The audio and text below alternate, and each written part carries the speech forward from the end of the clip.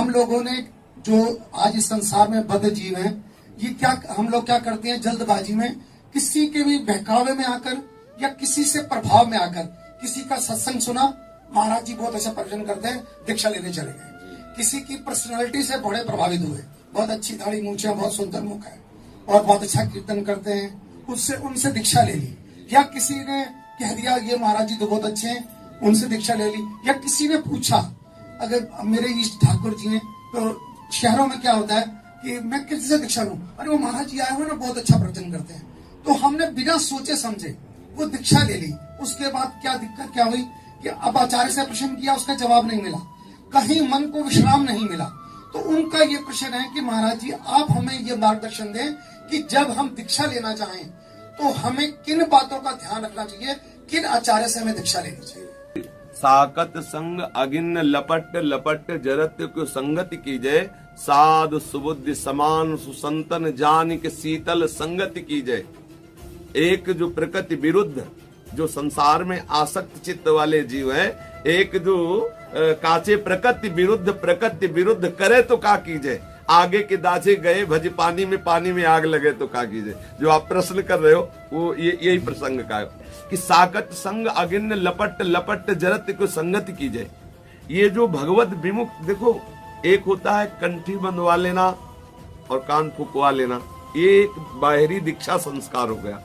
और एक होता है प्रभु के सम्मुख होकर के चलना, जैसे हम दीक्षा ली और संपूर्ण चित्तवृत्ति प्रभु को अर्पित करके चल रहे हैं। जिन्होंने केवल दीक्षा ली और प्रभु के मार्ग में चल नहीं रहे, वो भगवत विमुख ही हैं, उन्हें भगवत सम्मुख नहीं कहा जा सकता, क्योंकि भगवत सम्मुखता स्वीकार न करके संसार की सम्मुखता स्वीकार किए हुए। अतः जो अन्य भाव वाले हैं, अपने कामनाओं के लिए किसी अन्य देवी देवता अन्य भाव वाले हैं, और भगवत विमुख जन, इनका संग आग की लपट के समान है। साकत संग अगिन्न लपट लपट जरत क्यों संगत की जाए, प्रश्न कर रहे हैं। वैसे तो तुम खुद आग में जल रहे हो, काम क्रोध लोभ मोह मत्सर की। अब इससे छूटने के लिए तुम्हें चाहिए साधु संग, तो तुम उन्हीं का संग कर रहे हो जो खुद काम क्रोध लोभ से जल रहे हैं। क्यों जल रहे हो? तो बोले क्या करें फिर हम? बोले साधु सुबुद्धि समान सुसंतन जान की शीतल संगत की जाए। साधु की संगत करो। साधु का क्या स्वभाव है, बहुत बार सत्संग में वर्णन किया गया है। संतों के लक्षणों का बहुत बार वर्णन किया गया है। साधु से कभी किसी की हानि नहीं हो सकती। साधु ते होए न कारज हानि। साधु का दर्शन, साधु का स्पर्श, साधु का संभाषण, साधु की हर चेष्टा तुम्हारा परम कल्याण कर देगी। साधु सुबुद्धि, सुबुद्धि वही है जो प्रियालाल के सदैव चिंतन में, प्रियालाल के नाम जप में, प्रियालाल के लीला गायन में उत्साहित होकर लगती। अभी हमारी बुद्धि संसार के चिंतन में लगती, भोगों का चिंतन करती है। बोले ऐसे संतों का संग करो जो साधु स्वभाव वाले हैं। अभी 4 दिन के अंतर में ही एक पद विनय पत्रिका जी का गाया था कि कबहू का हो यह रहनी रहोंगो, श्री रघुनाथ कृपालु कृपाते साधु स्वभाव गहोंगो। इस पद की व्याख्या हुई थी। साधु स्वभाव क्या है, उस पद में पूरा वर्णन किया गया है। अच्छा, साधु और सुबुद्धि, सुबुद्धि क्या है?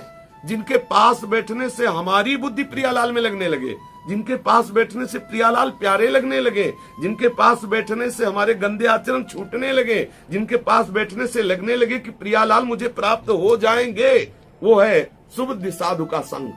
समान, जिनके हृदय में समान भाव है, चाहे वो स्त्री हो, चाहे पुरुष हो, चाहे दुष्ट हो, चाहे महात्मा हो, सबके प्रति बराबर प्यार है, वो साधु है। साधु सुबुद्धि समान सुसंतन जान के शीतल संगत कीजिए। उनकी संगति आपको शीतलता प्रदान करेगी। और यदि ऐसे नहीं है तो एक जो काचे प्रकृति विरुद्ध, एक तो वैसे ही स्वभाव विरुद्ध भगवत मार्ग में नहीं लगता, एक जो काचे प्रकृति, अब प्रकृति विरुद्ध करे तो क्या कीजिए? अब वहां ऐसा संग मिल गया जो वैसे ही प्रकृति के विरुद्ध हमारा स्वभाव, वो और भड़काऊ स्वभाव, नाना प्रकार के विषय सेवन की महत्ता, नाना प्रकार की उपासना करके भोग प्राप्ति की लालसा, नाना प्रकार की कामनाओं की पूर्ति की बातें, वैसे ही हम बिगड़ेल है, वैसे ही नाना प्रकार के भोगों को चाहने वाले, और संग मिल गया और भोगों के बढ़ावा देने वाला। तो बोले क्या हुआ? आगे के दाजे गए भज पानी में आग लगे तो क्या कीजिए? आग के जले हुए भाग के गए, पानी में खड़े होंगे तो शीतलता मिलेगी, लेकिन जब पानी में आग लग गई तो अब कहां भाग के जाए? समझ आ रहा?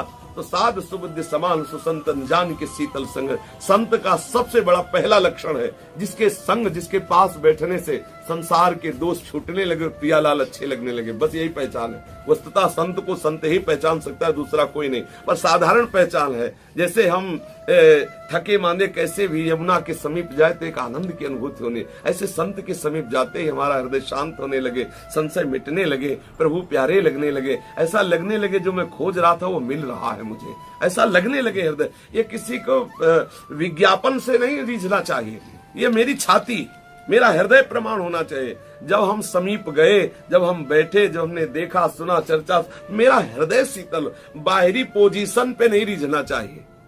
बाहरी पोजीशन तो नाटक मंचों पे भी बहुत बढ़िया साधु की कर लेते हैं। मतलब कोई नाटक जो है जिसमें साधु का रोल करना है तो अभिनेता लोग नहीं साधु बन के ऐसा नाटक करते कि बहुत बढ़िया बिल्कुल फिट, तो उससे हृदय थोड़ी शीतल हो जाएगा। जब सच्चे संतों का संग करते तो हृदय में शीतलता आती है। तो कह रहे हैं कि साधु सुबुद्धि समान उस संतन जान के शीतल संगति कीजिए। आगे के दाजे गए भजी पानी में आग लगे तो क्या कीजिए। पछताना पड़ेगा। यदि हमारा गलत संग हो गया तो हमें वो बात नहीं मिलेगी जो मिलना चाहिए। तो किसी के बहकावे में नहीं, स्वयं अपनी छाती का निर्णय पूर्ण। भगवान सबके हृदय में आत्मस्वरूप से विराजमान है। हर बात का उत्तर आपको देने के लिए तैयार, केवल आप सुनिए उनकी बात।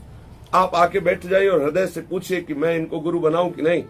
बस प्रश्न डाल दीजिए। तो आप अंदर ही एकाग्र है ना, वो कब पास होके आता है। जैसे नहीं बोले अब हमने डाल दिया, वो थोड़ी देर में कंप्यूटर फिट करके देगा, अब अंदर से आएगा। और थोड़ी देर बैठने के बाद अंदर से अगर हृदय शीतल हो जाए कि हाँ, तो बस जान लो कि सही का निशान लग गया। और अगर हृदय जल रहा है तो अभी बाहर निकलो, आते जाओ। और जब आपका हृदय शीतल हो जाए, जैसे आपने कहा कोई बात सुनने से हृदय शीतल हो गया, विश्राम हो गया, मतलब हमारी बात ठीक रही। भले हम नहीं जानते, लेकिन यदि वो बात ठीक नहीं तो उपासक को वो जलाएगी बात। जैसे आप कोई प्रश्न करो और मैं बोल दूं तो आप सुन जरूर लोगे, लेकिन आपका हृदय ठंडा नहीं होगा। आपके हृदय में लगेगा कि सही उत्तर तो नहीं है, क्योंकि हमारा हृदय जल रहा है। क्या सही है ये मैं भी नहीं जानता, लेकिन है नहीं सही।